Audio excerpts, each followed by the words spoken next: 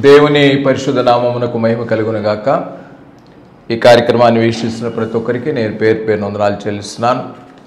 మిమ్మలను, మీ కుటుంబములను, మీ సంఘములను, మీ పరిచర్యను దేవుడు బహుగా ఆశీర్వదించును గాక. ప్రియమైన దేవుని బిడ్డలారా, పరిశుద్ధ గ్రంథంలో నుంచి కొన్ని మాటలు ధ్యానం చేద్దాం. ధ్యానానికి ముందుగా ఒక ప్రత్యేక కీర్తన ద్వారా దేవుణ్ణి మహింపరుద్దాం. తల్లిలా లాలించును, తండ్రిలా ప్రేమించును,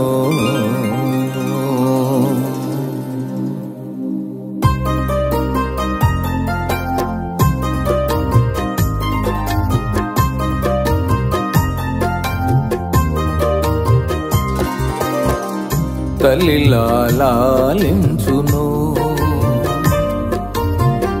తండ్రిలా ప్రేమించును,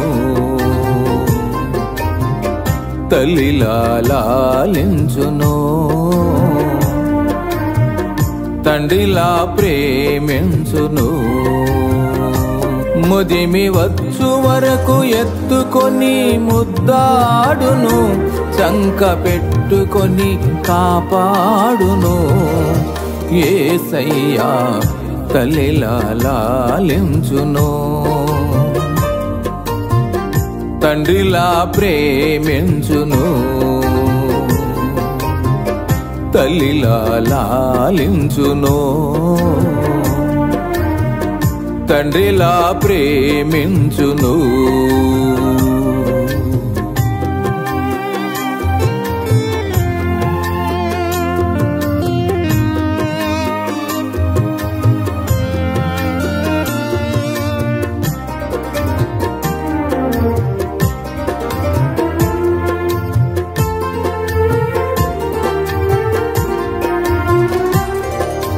తల్లి అయిన మరతునేమో నేను నిన్ను మరువను, చూడుము నార చేతులలో నిన్ను చెక్కియున్నాను.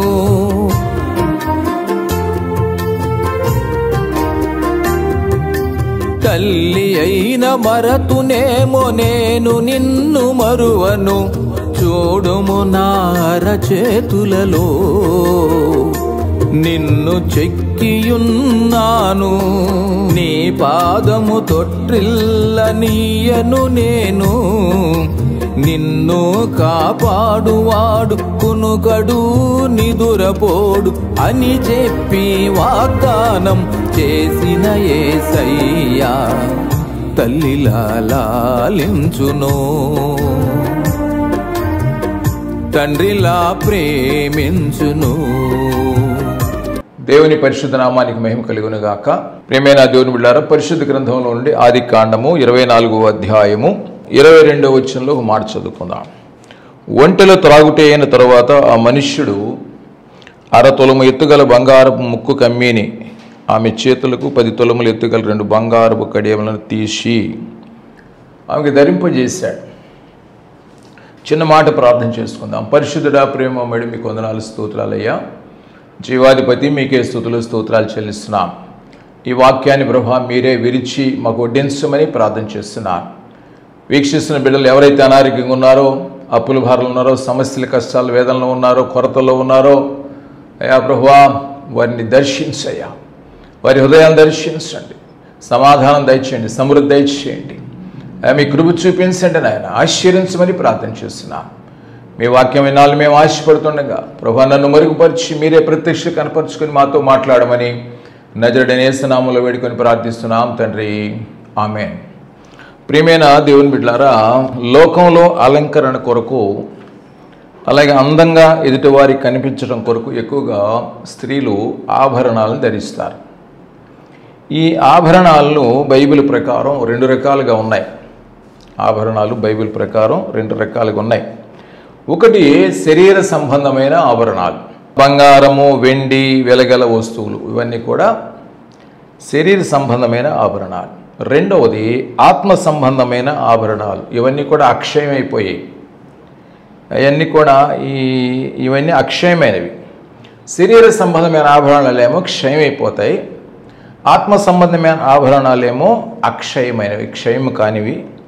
వీటినే పరిశుద్ధ ఆభరణాలు కూడా అంటారు.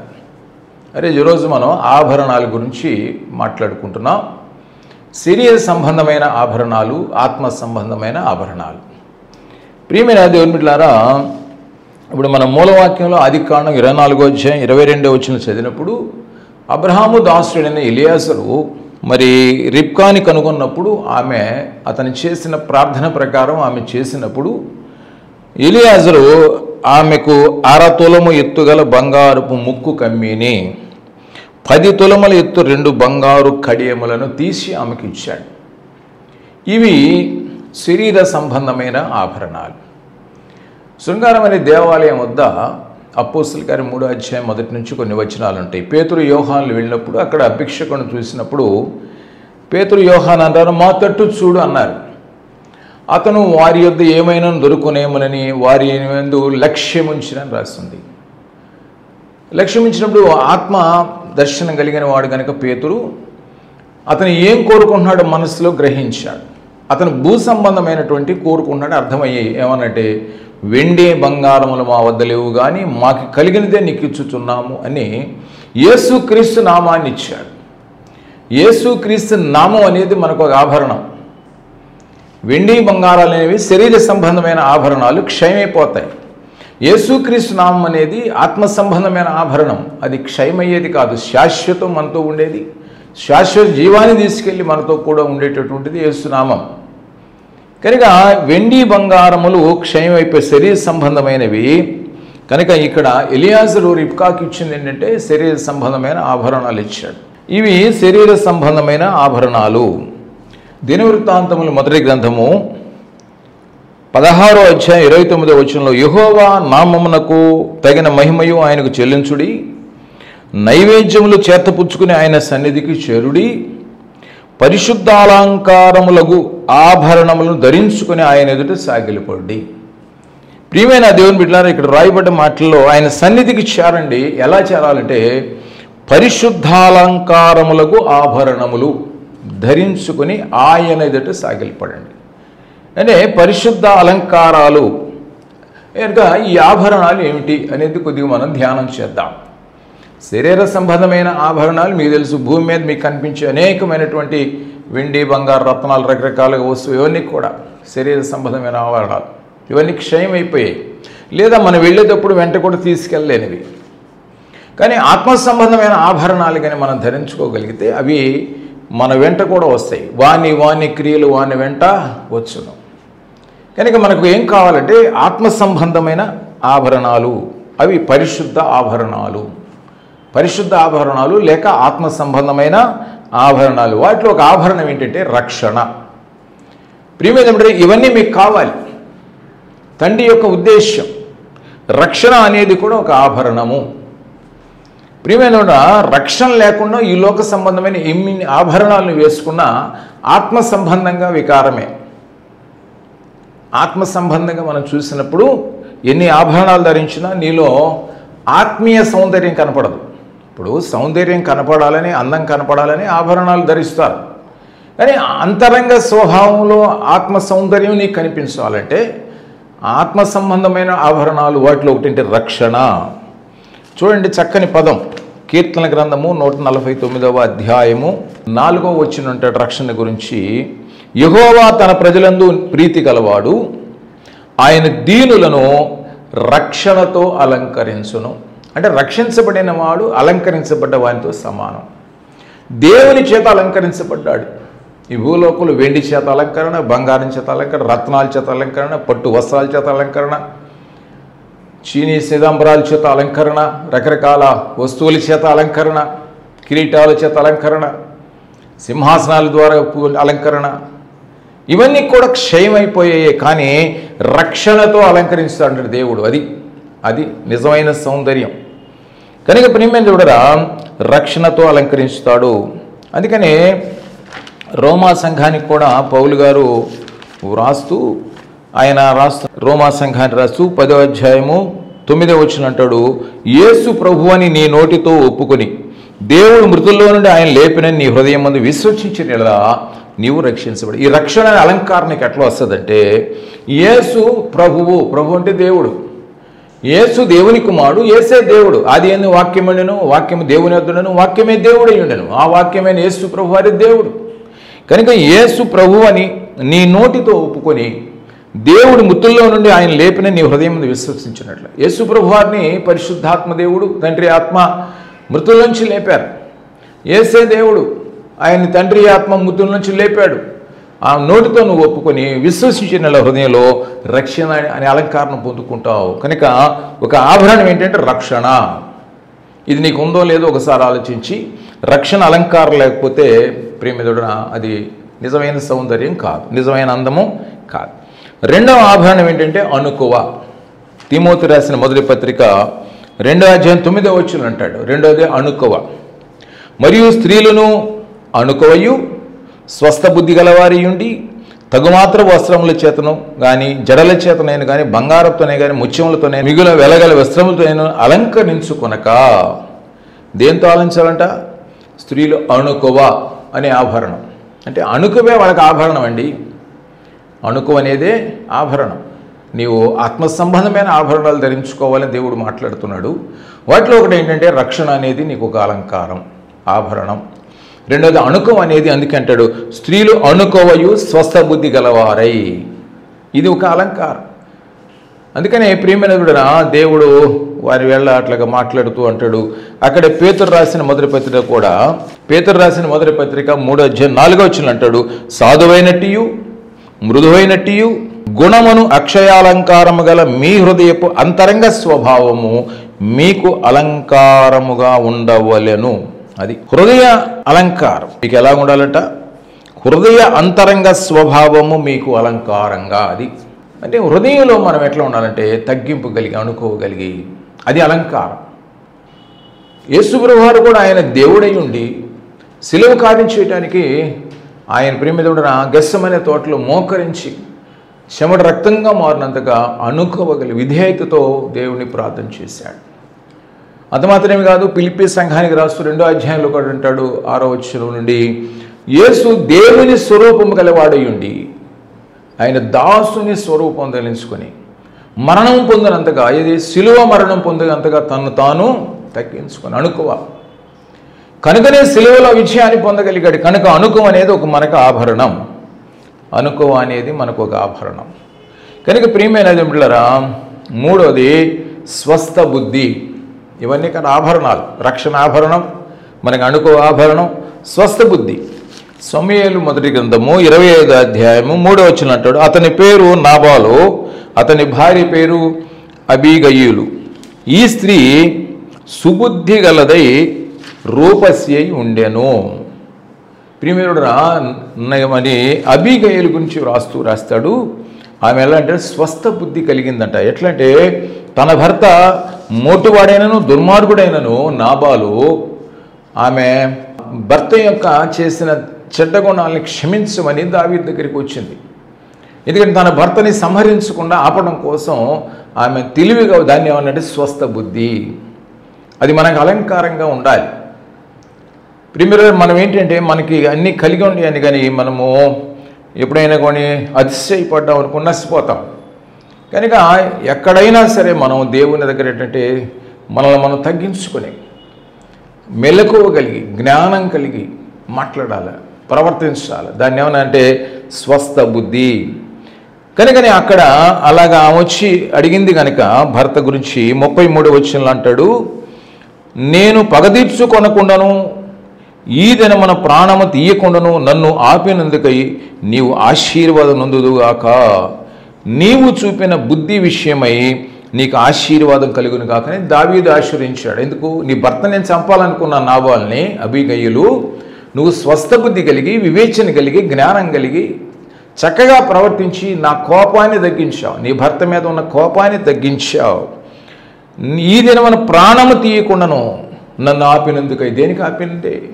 తన స్వస్థ బుద్ధి వల్ల, వినయ బుద్ధి వల్ల, వివేక బుద్ధి వల్ల, జ్ఞానమైన బుద్ధి వల్ల తన కోపాన్ని, దావీదు కోపాన్ని ఆపి తన భర్తను చంపకుండా ఆపగలిగింది కనుక అన్నాడు, నీ బుద్ధిని బట్టి, నీ స్వస్థ బుద్ధిని బట్టి నువ్వు ఆశీర్వించబడాలి అని దీవించాడు.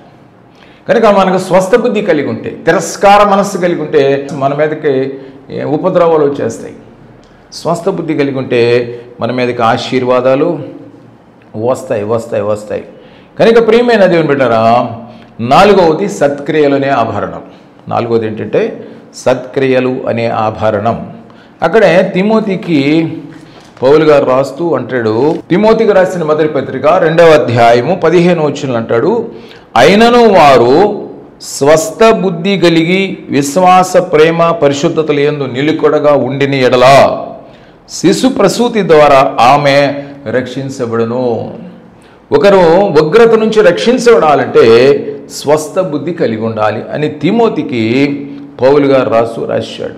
కనుక స్వస్థ బుద్ధి కలిగి ఉండాలంటే ప్రేమికుడా ఎలాగంటే స్వస్థ బుద్ధి కలిగి దేవుని ఎవరైతే ప్రార్థనలు చేస్తుంటారో, వాక్యం చదువుతారో, విశ్వాసం కలిగి ఉంటారో వారు ఎప్పుడు కూడా ఎట్లా ఉంటారంటే స్వస్థ బుద్ధి కలిగి ఉంటారు.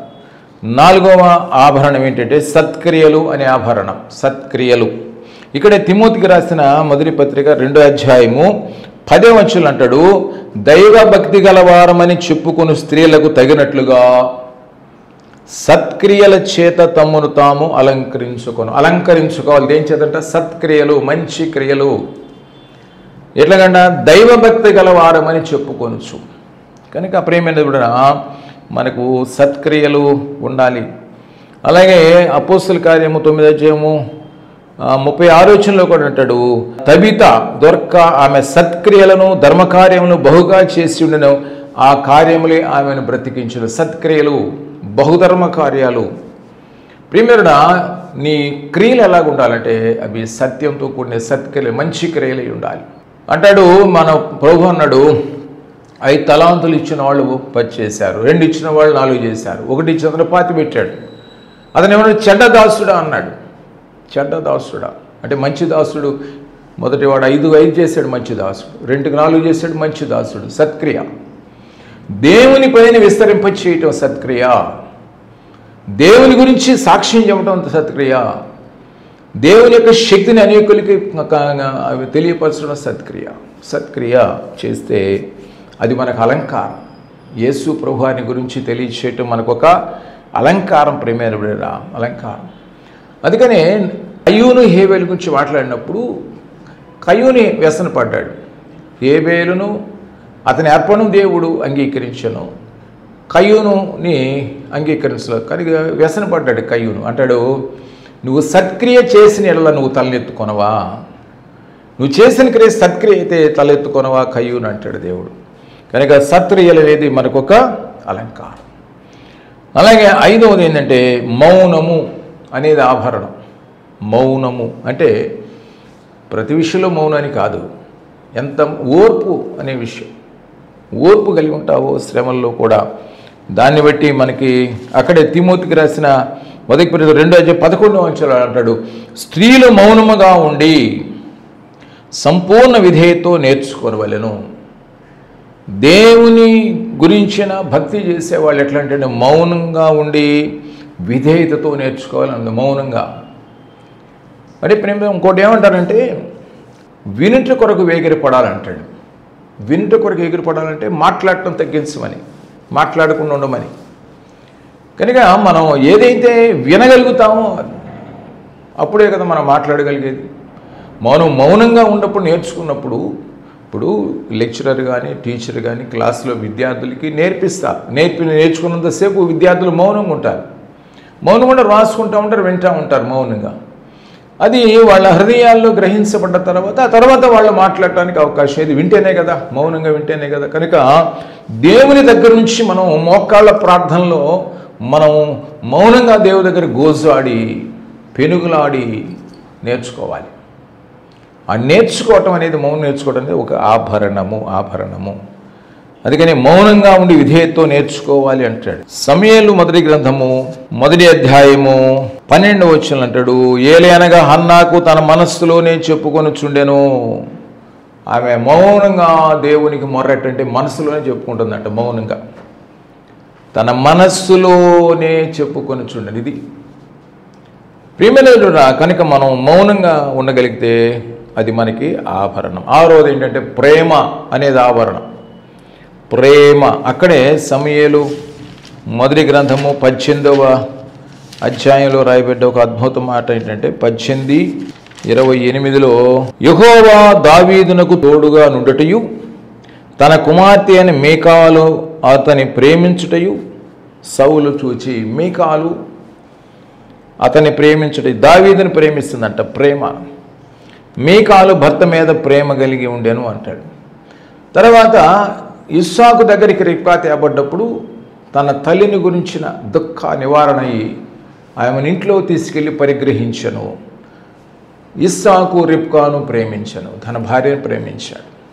కనుకనే తన గొడ్రాలు ఉండగా ఆమె కొరకు ప్రార్థన చేసినప్పుడు దేవుడు అతనికి బిడ్డలను దయచేసినట్టుగా మనసు ప్రేమ. అసలు ప్రేమ అనేది ఏంటంటే యేసుక్రీస్తు మన కొరకు ప్రాణం పెట్టుట ప్రేమ, నిజమైన ప్రేమ. దేవుడు లోకముని ఎంతో ప్రేమించను కాగా తన అద్వితీయ కుమారుని విశ్వాసం ఉంచువాడు నశింపక నిత్యజీవం పొందినట్లు ఆయనను అనుగ్రహించెను. యోహాను సువార్త 3:16లో ఈ మాటలు ఉన్నాయి. దేవుని ప్రేమ అది. ఆయనను తన కుమారుని మనకు అనుగ్రహించాడు, సిలువ కాటించేట కోసం. అది ప్రేమ. కనుక మనం ఏంటంటే యేసు ప్రేమ కలిగి ఉండాలి, యేసు మనస్సు మనం కలిగి ఉండాలి. ప్రేమ అదొక ఆభరణం. నిన్ను వలె నీ పొరుగు వారిని ప్రేమించుము, దేవునిని ప్రేమించుము, నిన్ను వలె నీ పొరుగు వారిని ప్రేమించు. ఈ ప్రేమ గుణం ఒక ఆభరణం, ఒక ఆభరణం. 7వది ఏంటంటే విశ్వాసం అనే ఆభరణం. దీని మీద మనకు చాలా మాటలు తెలుసు. విశ్వాసం గురించి మీకు చెప్పాల్సి పోలేదు, దీని మీద ఎన్నో మాటలు. చాలా ప్రధానమైనది అదే. అబ్రహాము దేవుని నమ్మెను కనుక అతనికి అది నీతిగా ఎంచబడని అంటాడు. హెబ్రీయులకు రాసిన పత్రిక 11వ అధ్యాయం అంతా కూడా విశ్వాసం గురించి రాయబడింది.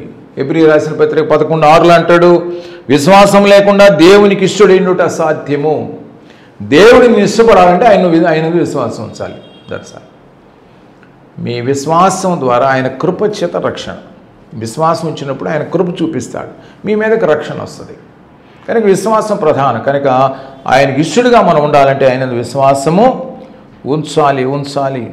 33వ వచనంలో కూడా అంటాడు, వారు విశ్వాసము ద్వారా రాజ్యములను జయించిరి, నీతి కార్యములను జరిగించిరి, వాగ్దానములను పొందిరి, సింహముల నోళ్లను మూసిరి, అగ్నిబలమును చల్లార్చిరి. విశ్వాసం ద్వారా నేను చేసింది. కనుక విశ్వాసం అనేటటువంటి ఆభరణం మనకి కలిగి ఉండాలి మీరు ఆశీర్వదించబడాలంటే. 8వది పరిశుద్ధత అనే ఆభరణం. చాలా ఇంపార్టెంట్ ఇది. మనం మారు మనసు పొంది పాపక్షమాపణ నిమిత్తము యేసుక్రీస్తును బాప్తిసం పొందినప్పుడు పరిశుద్ధాత్మ అనే వరాన్ని పొందుకుంటుంది. అది ఆభరణం. ఆభరణాన్ని రావాలంటే మారు మనసు, పాపక్షమాపణ, బాప్తిసం అది అవసరం. పరిశుద్ధత.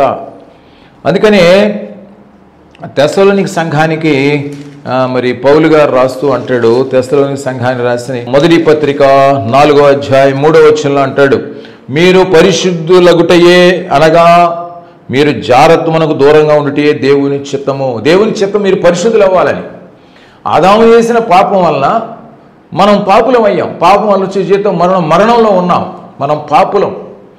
కనుక దేవుని చిత్తం ఏంటంటే మనం పాపులైన మనము యేసు రక్తంలో కడగబడి పరిశుద్ధులం అవ్వాలి. యేసు రక్తం ప్రతి పాపం నుండి మనల్ని పవిత్రులుగా చేయాలి. కనుక దేవుని చిత్తం ఏంటంటే మనం పరిశుద్ధులు అవ్వాలి. పరిశుద్ధులం అయితే అయ్యా పరిశుద్ధలోకమైనటువంటి యెరూషలేములోకి, పరిశుద్ధ పరలోకంలోనికి వెళ్ళగలం. పరిశుద్ధులు మాత్రమే పరలోకానికి వెళ్ళి. కనుక పరిశుద్ధత మనకి చాలా అవసరం. అందుకని రోమా సంఘానికి కూడా రాస్తూ అంటాడు, రోమా సంఘానికి రాస్తూ 6వ అధ్యాయం 22వ వచనం అంటాడు, అయినను ఇప్పుడు పాపం నుండి విమోచింపబడి దేవుని దాసులైనందున పరిశుద్ధత కలుగుటయే మీకు ఫలము, దాని అంతము నిత్య జీవము. పరిశుద్ధత మీకు కలిగితే నిత్య జీవాన్ని పొందుకుంటాను. కానీ పరిశుద్ధత ఒక ఆభరణం. ఇది మనందరికీ కలిగి ఉండాలి. మరియను కూడా దేవుడు దర్శించి, మరి నువ్వు దయాప్రభు నీకు గర్భం ధరించుకుంది, ఇది ఎలాగో జరుగుతున్నప్పుడు పరిశుద్ధాత్మ నిమ్మను కమ్ముకొన్ను. పరిశుద్ధాత్మ పుట్టబో శిశువు పరిశుద్ధుడై సర్వోన్నతుడైన దేవుని కుమారుడు అనబడి రాసు. కనుక అందుకని మరియని ఏమన్నారు, నువ్వు ధన్యురాలు అన్నారు. ఎందుకంటే పరిశుద్ధాత్మ దేవుడే ఆమెలోనికి వచ్చి పరిశుద్ధుడైన దేవునికి ఆ గర్భాన్ని ప్రభు నివాసంగా చేయగలిగాడు. కనుక ఆమె కన్యక ఆమె అన్నారు ధన్యురాలు. కనుక ప్రేమినుడురా 9వ అంటే లోబడుట. లోబడుట అనేది ఒక ఆభరణం. యేసుక్రీస్తు దేవునికి లోబడ్డాడు కనుక అన్ని నామముల కంటే పైనామగా ప్రభువుని హెచ్చించినట్లుగా మనం చూస్తాం. ఇక్కడే పేతురు రాసిన మొదటి పత్రికలోనే 3వ అధ్యాయము 1వ వచనంలో అంటాడు, అటువలే స్త్రీలారా మీరు మీ స్వపురుషులకు లోబడి ఉండుడి. స్త్రీ అనగానే సంఘానికి కూడా సాదృశ్యం, పురుషుడు అనగా యేసుక్రీస్తు ప్రభువారికి సాదృశ్యం. కనుక మనం సంఘం ఏంటంటే యేసు ప్రభువారికి లోబడి ఉండాలి. 5వ వచనం అంటే అటువలే పూర్వము దేవుని ఆశ్రయించిన పరిశుద్ధ స్త్రీలను తమ స్వపురుషులకు లోబడి చేత తమను తాము అలంకరించు. అంటే పురుషులకు లోబడటం అనేది ఒక అలంకారం అంట. కనుక ఇది లోబడటం, భర్తకి భార్య లోబడటం ఏంటంటే అలంకారం. భర్త భార్యని ప్రేమించటం అలంకారం. భర్త భార్యని ప్రేమించడం అనే ప్రేమ అనేది ఒక అలంకారం. కనుక 6వ వచనంలో కూడా ఏమంటాడంటే ఆ ప్రకారం శారా అబ్రహామును యజమానుడని పిలుచుచు అతనికి లోబడి ఉండెను. మీరు నువ్వు యోగ్యముగా నడుచుకొనుచు ఏ భయమునకు బెదరికై ఉన్న ఎడల ఆమెకు పిల్లలగుదురు, విశ్వాసం పిల్లలవుతారు. కనుక ప్రియమైన దేవులారా, మనము శరీర సంబంధమైన ఆభరణాలు ఉన్నాయి, క్షయమైపోతాయి. ఆత్మ సంబంధమైన ఆభరణాలు ఉన్నాయి, పరిశుద్ధ ఆభరణాలు అవి అక్షయమైనవి, శాశ్వత నిలిచేవి, మళ్ళీ నిత్య జీవంలో చేర్చేవి. ఇవి పరిశుద్ధ ఆభరణాలు, ఆత్మ సంబంధమైన ఆభరణాలు ఏంటంటే ఒకటి రక్షణ అనే ఆభరణం నీకు ఉండాలి, అణుకం అనే ఆభరణం నీకు ఉండాలి, స్వస్థ బుద్ధి అనే ఆభరణం నీకు ఉండాలి, సత్క్రియలు అనే ఆభరణం నీకు ఉండాలి, మౌనము అనే ఆభరణం నీకు ఉండాలి, ప్రేమ అనే ఆభరణం, అలాగే విశ్వాసం అనే ఆభరణం, పరిశుద్ధత అనే ఆభరణం నీకు ఉండాలి, లోబడుట అనే ఆభరణం నీకు ఉంటే ప్రియమిత్రుడా నీవు నిత్య జీవంలో చేర్చబడతావు. అక్కడ శాశ్వత కాలం ప్రభువుతో నువ్వు ఉంటావు. అన్ని విషయాల్లో నువ్వు భూలోకంలో కూడా ఈ ఆభరణాలు కలిగి ఉన్నప్పుడు ఇతరులకు కూడా నువ్వు ఆశీర్వాదకరంగా ఉంటావు.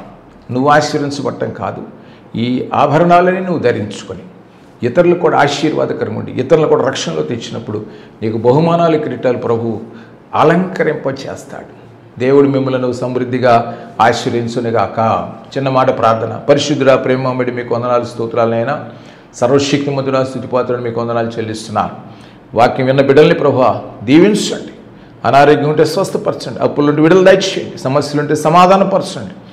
ఈ ఆభరణాలు బిడ్డలు ధరించుకొని అనేకులకు ఆశీర్వాదకరంగా బిడ్డలను చేయమని, నిత్యజీవ వారసులను చేయమని, యెహోవాకు సంబంధమైనటువంటి అన్ని దీవెనలు ఆశీర్వాదం నింపమని యేసు నామములో పెట్టుకొని ప్రార్థిస్తున్నాం తండ్రి. ఆమేన్. అందరికీ వందనాలు.